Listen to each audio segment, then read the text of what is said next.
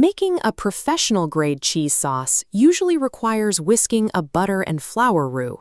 However, you can bypass the flour entirely and produce a smooth, thick stovetop sauce in about 15 minutes. Most household attempts at from-scratch macaroni and cheese fail in the same ways. The texture turns out grainy. By controlling those variables, you can create a stable emulsion without traditional thickeners. This dish was originally an artisanal delicacy. In the late 1700s, Thomas Jefferson documented the pasta-making process and later served macaroni and cheese at state dinners here at Monticello.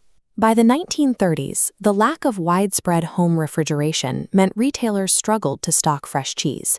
Manufacturers solved this by creating processed cheese and boxed kits, turning a delicate meal into a shelf-stable commodity. Throughout the following decades, culinary figures like Edna Lewis maintained the traditional Southern standard, advocating for recipes built on real dairy and sharp, aged cheddar. Our recipe follows that artisanal standard, but adapts it for modern speed. We achieve the same rich quality by using the starch from the pasta itself, eliminating the need for a flour roux. The first step in preparation is non-negotiable. You must grate your cheese fresh from a block. Inside a bag of pre-shredded cheese, manufacturers coat the shreds in anti-caking agents, like cellulose, preventing clumping in the packaging. But when melting, these particles act as physical barriers, stopping the cheese strands from fusing and creating a grainy sauce. Grate 1 cup of cheddar and combine it with 4 slices of American cheese. Fresh cheese without additives ensures the proteins bond properly as soon as heat is applied. On the stovetop, bring salted water to a boil and add dry macaroni. Cook the pasta for exactly 7 minutes until it reaches al dente. Immediately pour the boiling pasta into a mesh strainer. Do not rinse these noodles. Rinsing them is the most common error in this process.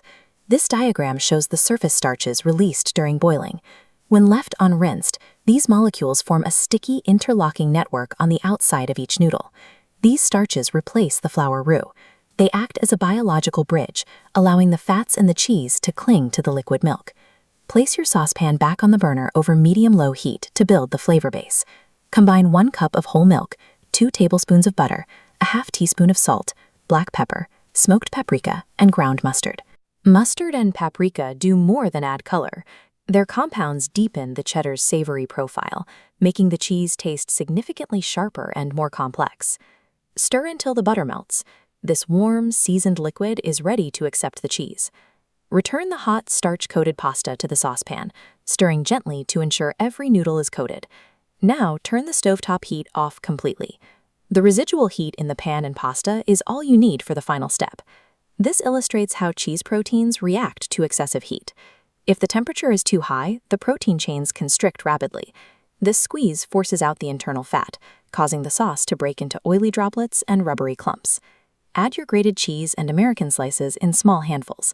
Let the cheese sit for 30 seconds to soften before stirring slowly to incorporate.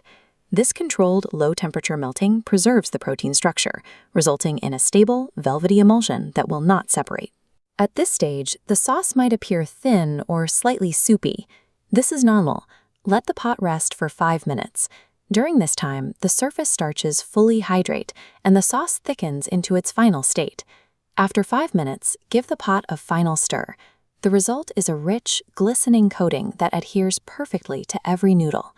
By following these biological and thermal rules, you can produce professional quality macaroni and cheese using